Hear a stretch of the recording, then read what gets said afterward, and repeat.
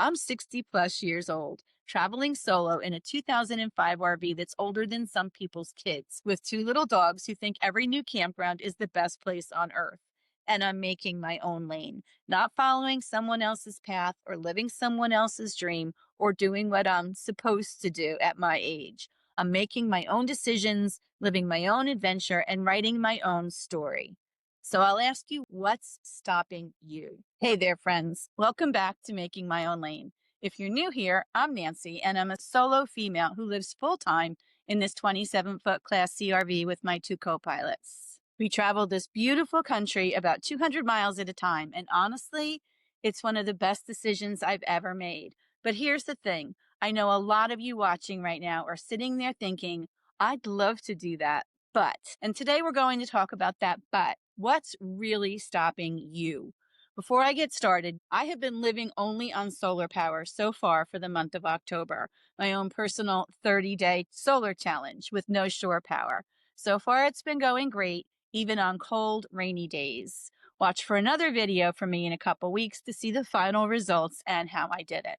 So let's get into what's stopping you from this RV lifestyle. You know, I get messages all the time from people in their 50s and 60s who tell me they've been dreaming about this lifestyle for years, maybe decades. They follow RV channels, they browse used RVs online, they imagine themselves waking up to mountain views or beach sunsets. They save pins on Pinterest of beautiful campsites. They read blogs. They fantasize about where they'd go first. But something keeps holding them back. And I get it. I really do, because I was there too. I had my own list of buts that felt absolutely legitimate at the time.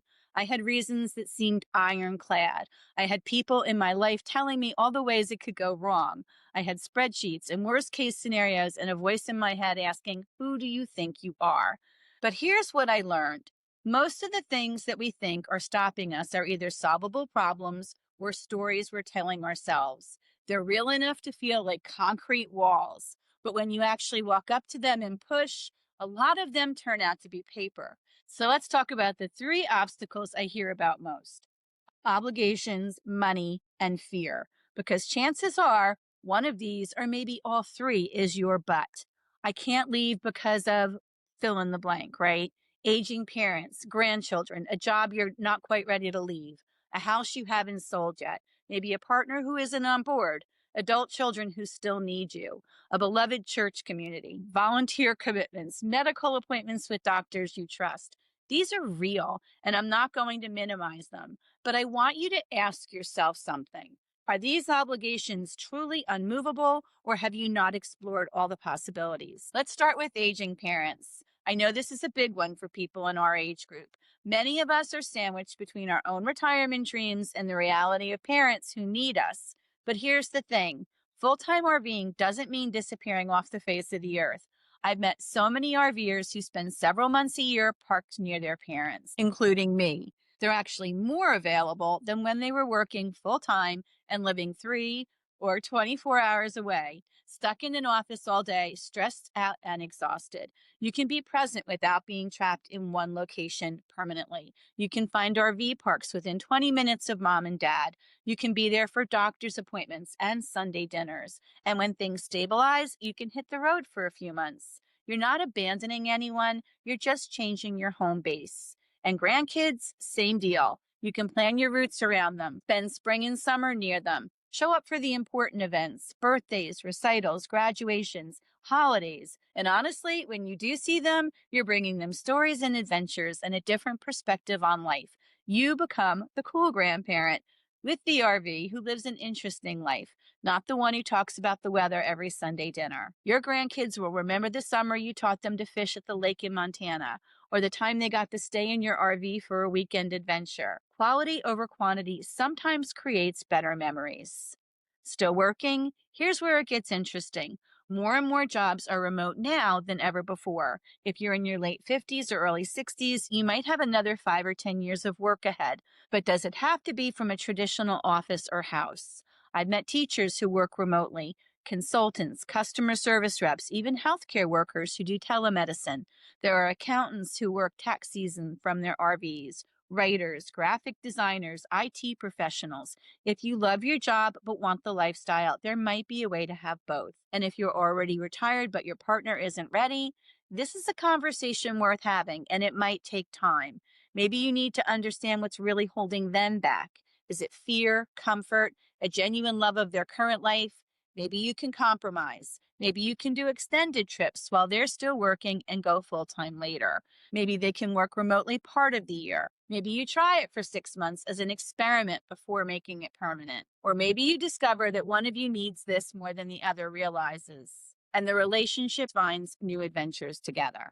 The house, that's probably the easiest one to solve, even though it feels huge. You can sell it. You can rent it out for the income. You can let family live in it. You can even keep it to return to seasonally. There's no rule that says full-time RVing means burning all your bridges. I decided to sell my house and burn the bridges so that I would have the financial means to live this lifestyle without the worries of having to maintain a home. The point is, obligations are real, but they don't have to be absolute barriers. They're problems to solve creatively, not walls that can't be scaled. And sometimes, when we're really honest with ourselves, we're using obligations as an excuse because they're more socially acceptable than admitting we're just scared. Okay, let's talk about the elephant in the RV: money. This is the big one, isn't it? I can't afford it. But here's what I want you to consider: can you afford not to? I know that sounds like a motivational poster, but hear me out. How many years do you have left where you're healthy enough, energetic enough, and free enough to do this? If you wait another 10 years to save a bigger cushion, will you still have the physical ability to enjoy it? Will your health cooperate? We're not getting any younger, friends, and the time is one resource we can't buy more of. Now, I'm not saying money doesn't matter. Of course it does. But I think a lot of people have a skewed idea of what full-time RVing actually costs. They either think it's impossibly expensive or unrealistically cheap. They see YouTubers with brand new $300,000 motorhomes and they think that's the only way. Or they see van lifers boondocking for free and think they can do it on $100 a month. The truth, it's different for everyone, but for most of us, it's probably less than you think, especially compared to maintaining a traditional house. Think about what you're spending right now: mortgage or rent, property taxes, homeowners insurance, utilities, electricity, gas, water, trash, internet, cable, maintenance and repairs on a house. And if you own a home, you know how expensive these things can be. A new roof, a busted water heater, foundation issues, lawn care, maybe HOA fees, the furniture you're constantly buying to fill all those rooms, the storage unit for all that stuff that doesn't fit in the house, the second car you need because everything is so spread out.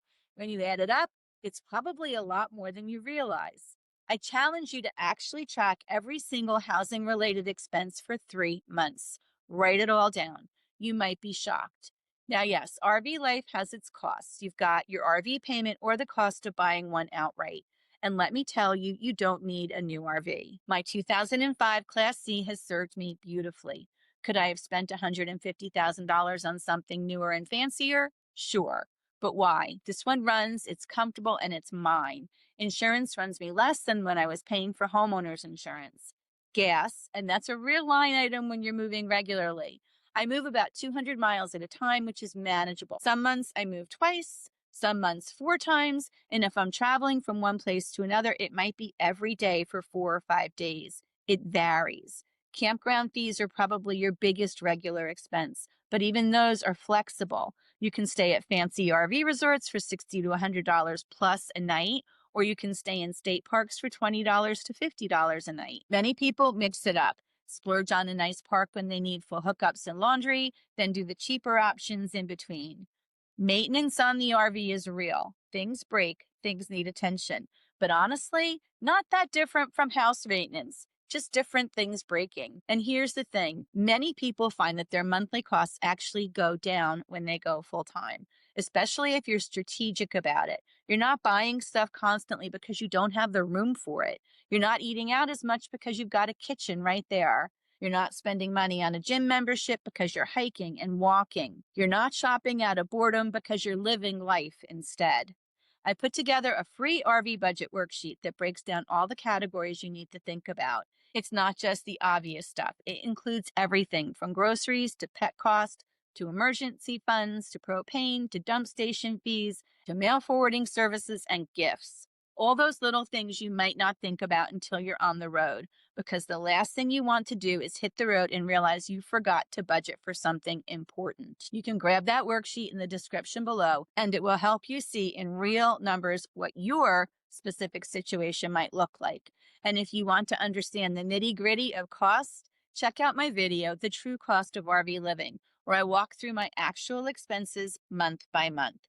No fluff, just the real numbers, because knowledge is power, and you deserve to make this decision with accurate information, not guesses or assumptions. Here's what I'll say about money. If you're waiting until you have enough, you might be waiting forever. There's always going to be a reason to save a little more, wait for one more year of work, to build a bigger cushion. And those things matter. Financial security is important. I'm not advocating for reckless financial decisions.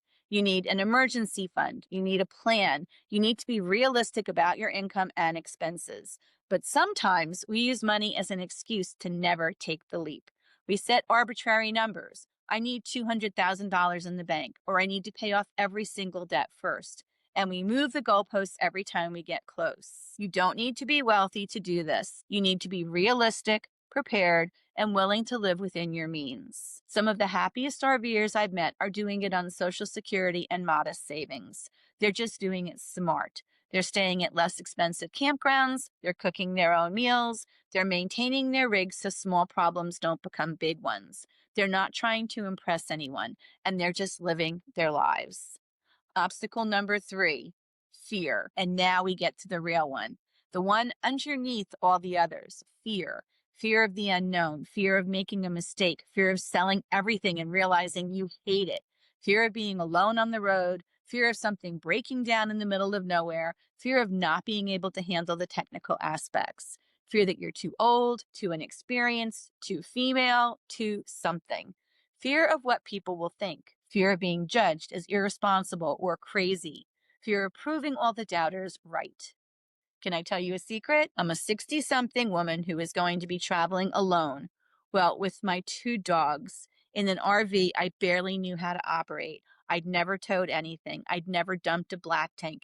And just the thought of it made me squeamish. I didn't know how to troubleshoot electrical issues or fix a water leak or back into a tight campsite. I was leaving behind the security of a house and a community I'd known for years. I was walking away from the familiar and stepping into complete uncertainty. The fear was real, and it was big, and it kept me up at night. I had nightmares about getting stranded on the side of the highway, about my RV breaking down and not having enough money to fix it, about making a fool of myself in front of experienced RVers who would judge me for not knowing what I was doing. But here's what I learned. Courage isn't the absence of fear, it's doing the thing anyway. It's feeling the fear and saying, okay, I see you, but you're not in charge here. And here's another thing I learned. You're more capable than you think you are. We all are. When you're forced to figure things out, you do. When your water pump stops working at a campground in the middle of nowhere, you YouTube it and you figure it out or find an alternative solution. When you take a wrong turn and end up on a road that's too narrow for your rig, you take a deep breath and you navigate through it. When you get to a campsite and realize it's not at all what you expected, you make it work or you move on. Every single challenge you face makes you more confident for the next one. That first time I successfully backed my tow dolly onto a campsite on my own, I felt I could conquer the world. The first time I diagnosed and fixed a problem myself, incredible. The first time I drove through a storm and made it safely to my destination, I realized I was tougher than I thought. And you're not alone. The RV community is incredible. I cannot tell you how many times a stranger has helped me into a tight spot, or offered advice on a mechanical issue, or just checked in to make sure I'm okay. There's a culture of helpfulness out there that you become a part of. People sharing tips and warnings about campgrounds. They help each other with repairs. They look out for solo travelers, especially women. They share meals and stories and become genuine friends. As for being in your 50s or 60s, that's actually the perfect time to do this. You have life experience. You've dealt with hard things before and survived them. You probably have more financial stability than you did in your 30s. You know yourself better. You know what matters and what doesn't. You're not trying to prove anything to anyone anymore. You're old enough to have wisdom and young enough to have energy and health to enjoy it. This isn't just a young person's game.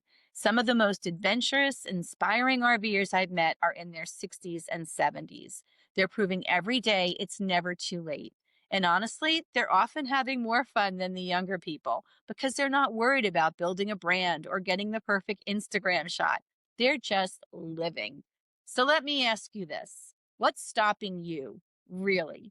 Is it the obstacles we talked about, or is it something deeper? Is it the fear of leaving your comfort zone, the fear of what other people will think, the fear that you might actually love it and regret not doing it sooner? Because here's what nobody tells you. The regret of not trying is worse than the regret of trying and changing your mind. If you sell your house, hit the road, and 6 months later realize it's not for you, you tried. You gave yourself that experience. You can always go back to a traditional lifestyle. Houses exist, apartments exist. You can settle down again if you need to. But if you never try at all, you'll spend the rest of your life wondering, what if? And that wondering, that regret, that voice that says, remember when you almost did that thing? It gets louder as you get older. Trust me on this. And let me tell you, from this side of the decision, the view is pretty great. Not just the literal views, though those are spectacular, but the view of who I've become, the confidence, the stories, the simplicity, the freedom, the proof that I can do hard things, the knowledge I choose adventure over safety, and it was worth it. So if you're sitting there thinking, okay, maybe she's right, but where do I even start? Let me give you some practical steps. First, get real about your finances. Download that free budget worksheet I mentioned. Watch the true cost of RV living. Sit down and actually run the numbers for your situation, not some theoretical person, but you, with your actual income and expenses and debt and savings. You might be surprised by what you discover. You might realize you're closer than you thought, or you might realize you need another year of preparation. Either way, you'll know instead of guessing. Second, address your obligations head on. Have the hard conversations with family. Explore your options with work. Look at your parents' care situation realistically. Talk to your partner honestly about fears and dreams. Don't assume things are impossible without investigating them. You might find that the people in your life are more supportive than you expected, or you might discover creative solutions you hadn't considered. Third, dip your toe in before you dive. Rent an RV for a week or two. Try out the lifestyle. See how you feel waking up in different places, managing the systems, living in a smaller space, dealing with weather, navigating new roads. This isn't a decision you have to make blind. Some people discover they love it even more than they imagined. Others realize it's not for them, and that's valuable information too. Better to learn that in a rental than after you sold everything. Fourth, connect with the community. Join RV forums. Watch YouTube channels like this one. Go to RV shows and talk to people. Find Facebook groups for solo RVers or women RVers or your specific age group. Talk to actual full-time RVers and ask questions. The people who are doing this are usually more than happy to share their experiences and advice. Learn from their mistakes so you don't have to make all your own. And fifth, and this is the hardest one, give yourself permission. Permission to want something different. Permission to prioritize your own happiness. Permission to take a risk at a stage in life when society tells you to play it safe. Permission to disappoint people who have expectations about what your life should look like. Permission to be unconventional. Permission to be brave. You've spent decades taking care of other people, building a career, being responsible, doing what you're supposed to do. Maybe it's time to take care of yourself. Maybe it's time to be a little irresponsible in the best possible way. Maybe it's time to stop living for someday and start living for today. Look, I'm not going to tell you that this lifestyle is perfect or that it's for everyone. There are hard days. There are expensive repairs. There are moments when you're tired and dirty and you just want a hot shower that doesn't require quarters. There are times when you miss having a big kitchen or a real bed that doesn't convert from the dining area. There are days when you feel lonely or overwhelmed or uncertain. But there are also sunrises over mountains you've never seen before, conversations with interesting people from all walks of life, the freedom to wake up and decide where you want to be next week. simplicity of living with less stuff and more experiences. Confidence that comes from proving to yourself that you're capable of almost anything. The joy of discovering new places and new parts of yourself. The peace that comes from living intentionally instead of by default. I'm 60 plus years old, traveling solo in a 2005 RV that's older than some people's kids, with two little dogs who think every new campground is the best place on earth. And I'm making my own lane, not following someone else's path or living someone else's dream or doing what I'm supposed to do at my age. I'm making my own decisions, living my own adventure, and writing my own story. So I'll ask you one more time, what's stopping you? Maybe it's time to find out the answer isn't actually anything. If you found this video helpful, please give it a thumbs up and subscribe if you haven't already. Don't forget to grab that free RV budget worksheet down in the description. It's a game changer for planning. And check out the true cost of RV living for the real financial breakdown you need to make an informed decision. Drop a comment and tell me, what's your biggest obstacle to full-time RVing? Let's talk about it. I read every comment and I'd love to hear your story. Maybe I can make a follow-up video addressing your specific concern. Until next time, keep dreaming, keep planning, and remember, it's never too late to make your own lane. Safe travels, friends.